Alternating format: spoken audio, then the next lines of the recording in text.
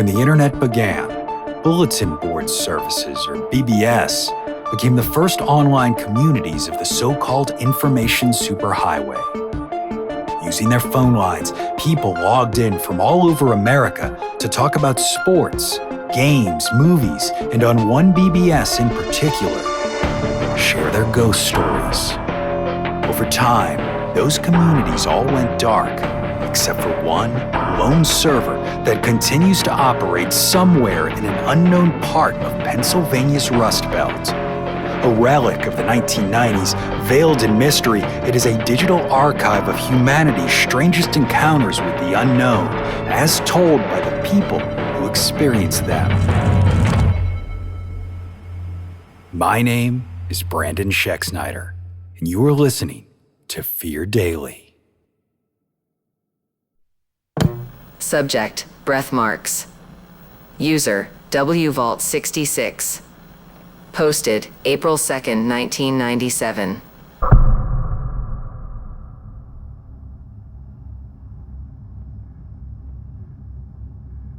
I've never told a soul what I'm about to type, and not even my wife, and we've been married since '89. Every time I even think about bringing it up, I feel like I'm gonna throw up, or maybe even laugh. Hell, I might even cry. Maybe even all three at once. What happened that night was, without a doubt, the single most impactful thing I have ever experienced, and now, 15 years later, if I don't put it down somewhere, I'm scared it will eat me from the inside out. It happened in the fall of '83, just outside Uniontown. I was 22 years old at the time, driving a beat-up '76 Buick Century. Brown, 4 doors, looked like a pile of stale toast. I'd been coming back from some job interview out in West Virginia. Didn't get it, by the way. My life was a mess at the time. No real skills, no savings, just winging it on optimism and cassette tapes.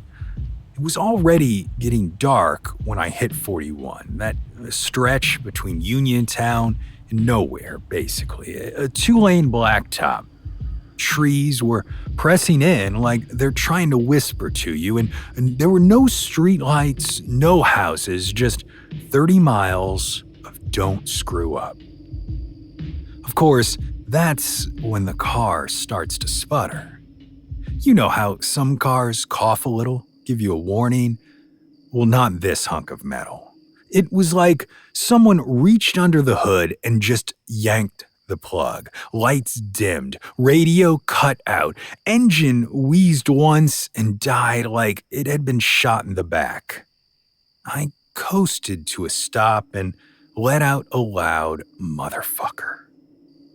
I wasn't a car guy. Still ain't. I couldn't tell a distributor cap from a carburetor if my life depended on it, so I popped the hood and stared at the engine like maybe it would apologize.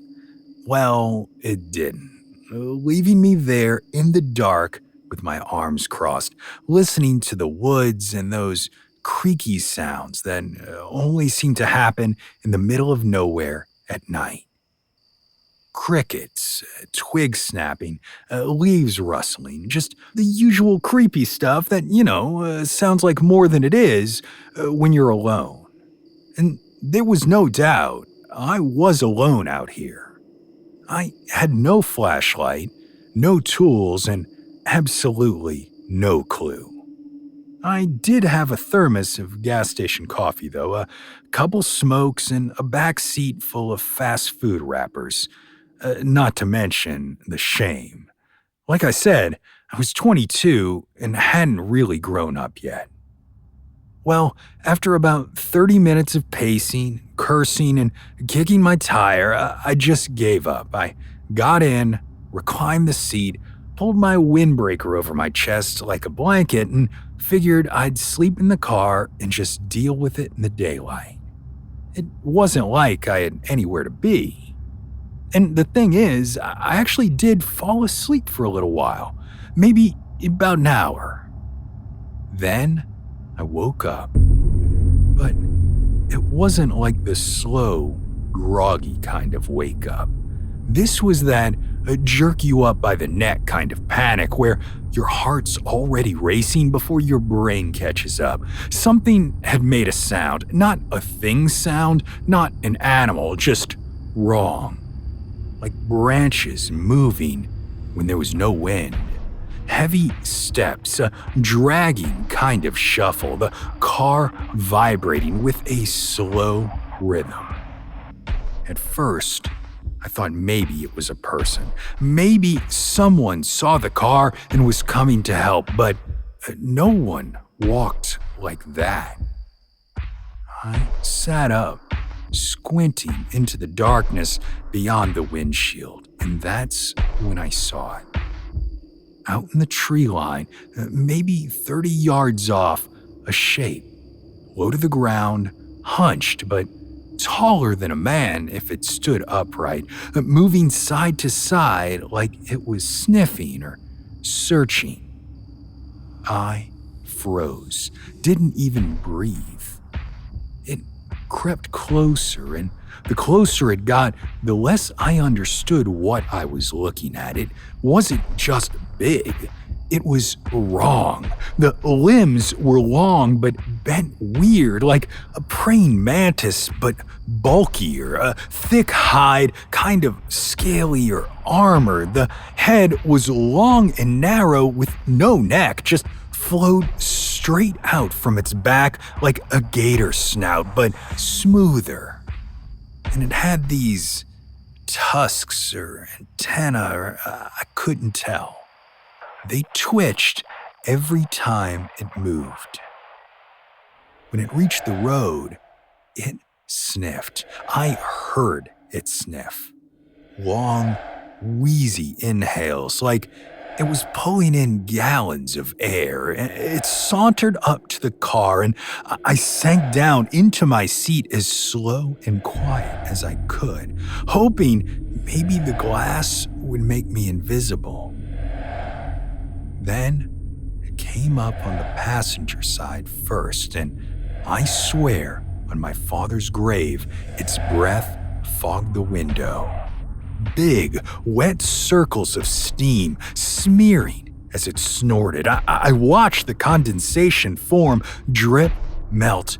I couldn't move, couldn't even cry. I just sat there and prayed to a God I didn't really even believe in, thinking, don't open the door, don't open the door, don't open the door.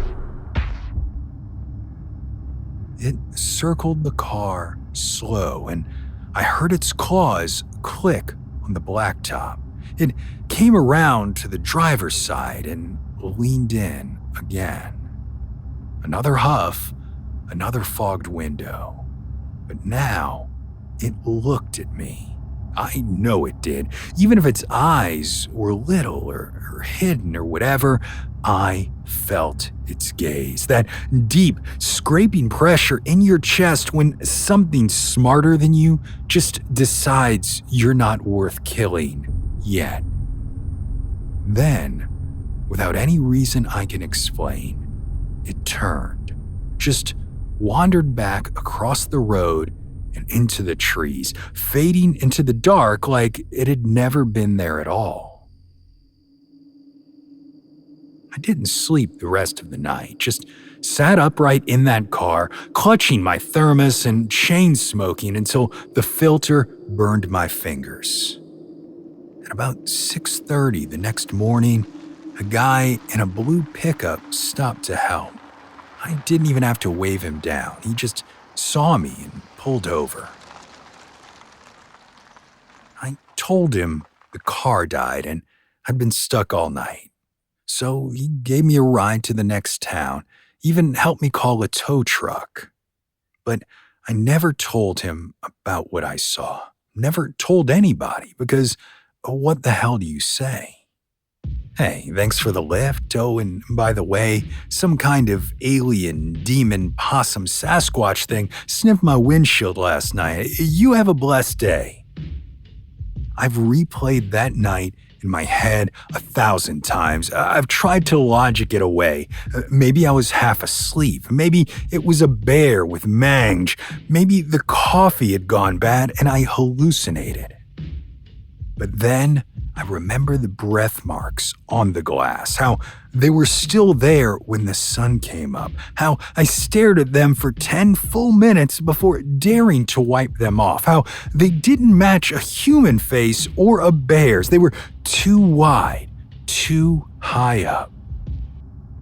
Now, every time I step out of the shower in the morning and I see the steam-covered mirror or the frost on my bedroom windows in the winter, I think of that night, of that breath bearing down on me.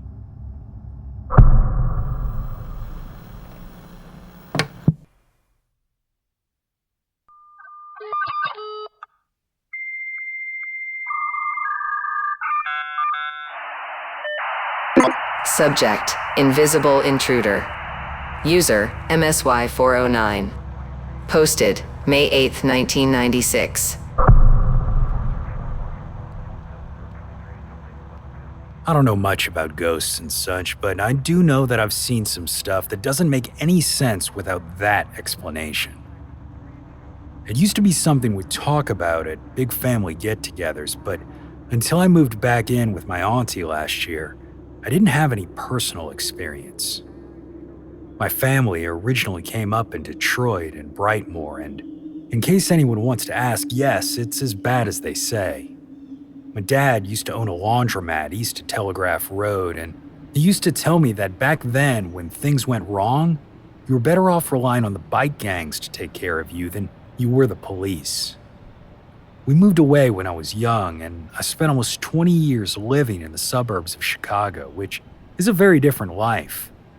We'd talk to my cousins back home pretty regularly, and they used to tease me by calling me soft. I never thought much about it until I moved back to help take care of my auntie Janine, who had cancer. She's gone now, but Aunt Janine lived in Brightmoor right up until the end, in a little house near the old 8th Precinct police station on Grand River. When I was little, I always thought that building looked like a fairy tale castle, but now that it's closed, it looks more like a haunted house. Speaking of haunted houses, I remember Auntie telling me that there were ghosts in her place, but not to pay them any mind. I figured it was just the sickness or something talking, but then I started to notice some strange things. There were a few times when I was coming home from work at night and my bedroom light would be on. I'd ask Auntie what she needed in my room, and she always said she'd never been in there. She wasn't very mobile by this point, so it was hard to imagine her going in there for kicks, but I couldn't explain it otherwise. I also thought she was leaving the bathroom taps on, since I'd find them running at all hours of the day and night. But then it reached a point where I had to help her to and from the toilet, and it kept happening. No matter how much I tightened those taps, they turned themselves back on at random points in the night. It got real weird when I heard the taps turn on, then off. All the while, Auntie was in bed and I was sitting alone in the living room. The toilet started flushing itself too. Once Auntie reached the point where she needed help just getting around, she started spending most of her time sleeping. I'd make her food and bring her tea, but most of the time, she could only eat a bite or two. Between work and looking after her, it took me a little while to notice things moving. It started off small. A glass I was sure I'd left next to the sink was in the cupboard instead. Butter knives would go missing, only to turn up in the upstairs bathroom.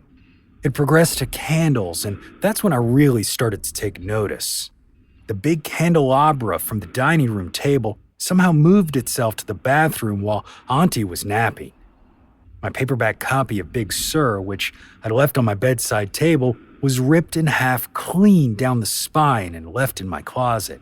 I couldn't understand how all this was happening and wondered if someone was breaking in. The problem with that theory was that the house was as secure as it could be. The doors were thick and heavy, and all the windows had iron gates bolted over top of them. I started setting up little traps to catch anyone who might be coming in. Nothing deadly, just Stuff that would make noise if anyone tripped them. No one did, but things kept moving. The toilet kept flushing. The taps kept turning on, and I started hearing footsteps. Whatever floor I wasn't on, the footsteps would be coming from the other one. When the doorknob thing happened, I had no choice but to admit to myself, even if to no one else, that I was dealing with ghosts. You need to understand that people don't usually walk around Brightmoor, and even if they do, they don't go further than a block or two away from their house, and you really don't go out walking at night. All this means is if you're going to get visitors, you expect to hear their car arriving first. Random door knocks are not a good sign. That night, around 10 p.m., someone started pounding on the front door of Auntie's house. When I first moved back, my cousin Patrice showed me where Auntie's gun was at. And I guess as far as guns go, it was just a little thing, a .22 caliber Beretta, but I had zero experience with guns or how to use them. Like I said, I grew up in the burbs where you could leave your bike on the lawn overnight, and half the time, my dad didn't even bother locking his car.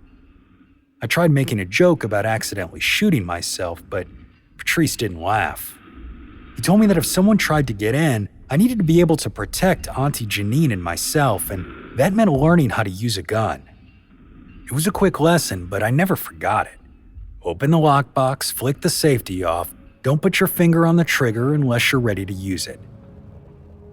When the pounding started, I surprised myself at how quickly I was able to shake off the fear and run upstairs to get the gun. It was so fast, I don't even remember the trip back down to the door. It was like I was just suddenly back there, and whoever was on the other side was hitting it so hard it was shaking in its frame.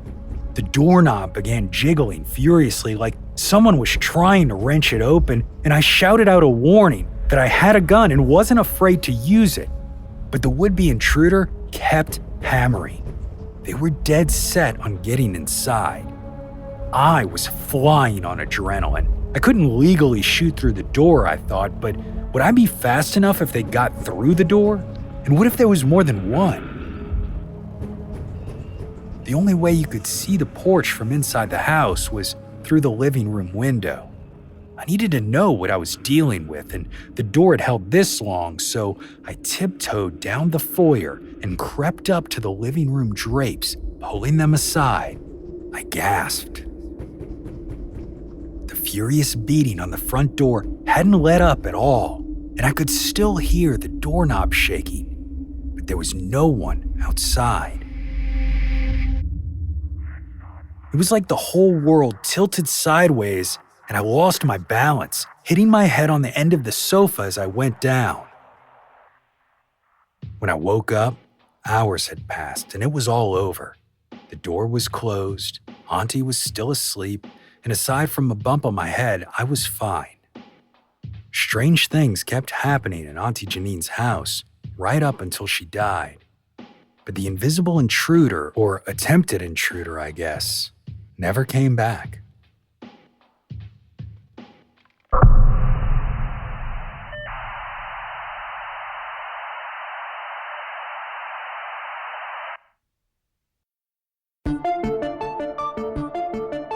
Fear Daily is an independent podcast hosted by Brandon Schexnayder and written by Brennan Storr, with Joanna Smith serving as the consulting editor, audio production by Rachel Boyd, and sound design by Southern Gothic Media. This podcast is a work of fiction. Names, characters, places, and incidents are either products of the author's imagination or are used fictitiously. Any resemblance to actual persons, living or dead, or to real events or locations, is entirely coincidental. Ad-free versions of Fear Daily are available now on your favorite podcast apps. For more information, visit feardaily.com. But move fast, before the server goes offline.